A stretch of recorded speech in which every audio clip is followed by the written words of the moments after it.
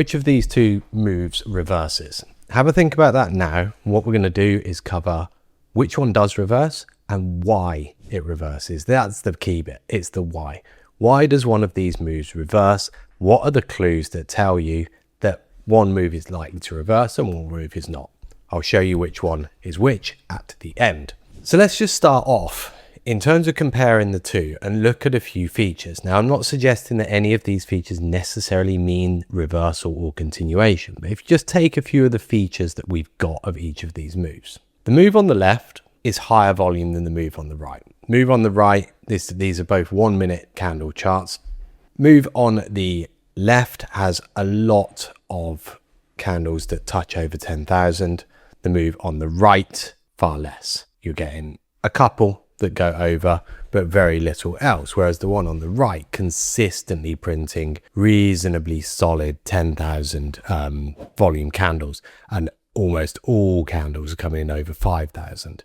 A lot of these do not. So that's one feature. Next feature, you have rising delta on the left, you have falling delta on the right. Final feature of each of these, and yeah, these are just 3 features. Yeah, I'm sure there are other things that you will spot on this, so I'll touch on those. This one, I would consider this an open drive move. We open, yes, it does trade up slightly, but then very, very quickly we are back through the open and trading lower. Whereas this one trades higher, pull back, and then lower. So this would be more of an open test drive. Other little features is perhaps a bit more of a distinct sort of structural pattern on the left hand move. The right hand move, we've got a drop and then we've got this kind of wide pennant forming in the middle. So these are a few features to take into account. Now, I'm not saying one of them must lead to a reversal, one must lead to a continuation, but they are key things that will become apparent as we go on. So let's talk about one of the big influences of an ability, or the big influence of the ability of a market to move and to sustain movement. This is all about what precedes the move. We spend a lot of time training people on profiles and on understanding the sort of opportunity set. Not every day is the same, and some days provide far more opportunity. This is a real big part of a lot of our training. More on training, click links below, come join a webinar, click on the website. So what we're looking at here then is a market that is pretty stable. You know, it sits in a sideways range. It's not a particularly big range here. You're looking at around about sort of 70 to 95 point range on the S&P there. Daily ranges, your daily profiles, this is a cash session profile, are actually reasonably limited in their sizes. They're also very closely matching.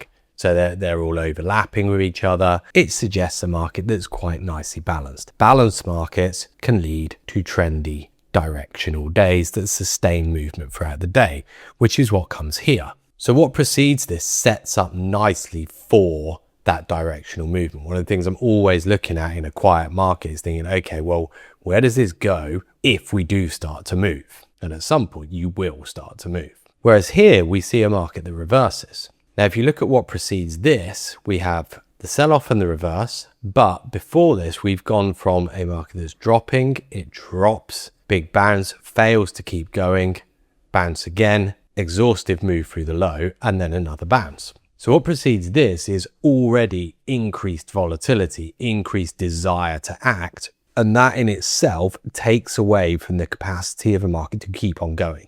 People who are selling it up here, if you didn't sell it up here, or in here, or even on the pullback, or up here, how much do you really want to be selling it down here?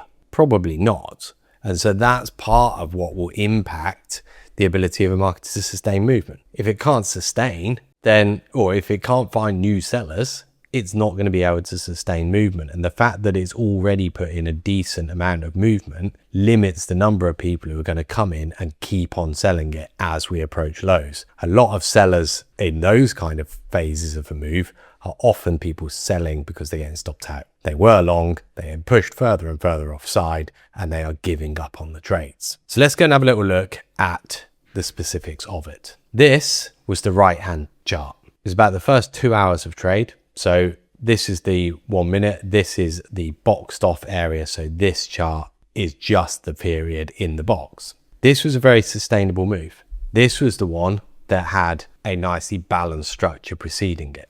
It also has delta that continues to drop throughout. In terms of actually playing a move like this, one of the key elements of playing any kind of sustained trend type move is recognizing early that it's got potential. The big features of this for me were the open drive, the fact that on the back of open drive, it starts to build value down here. Now, a lot of the time people look at a market, think, oh no, I want to see this just drop and drop and drop and drop. The problem with that is the exact thing I mentioned before. You struggle to find enough new sellers to keep it going. If you want a move that is going to go and go and go and go, a move that you're hoping to hold on all day. So for those of you like a swing trade, these are the ones you need to recognize. They don't often start spectacularly well. They start quite steady, but that shifting down in value, that break of the low, holding any pullbacks, that's what you're after. This is where speed of recognition is key. If you can spot that, then you're in a position where you can look at that and think, okay, if I can get in here, I can now hold this for the rest of the day. You will go through other periods where it consolidates, it builds value lower. Then we break away and nice steady continuation, and then we build value as the day goes on. That is rather different to the left-hand chart as I had them. This one starts off super aggressive once it starts to drop. Very, very straight line moves. Pulls back, consolidation, straight line movement again.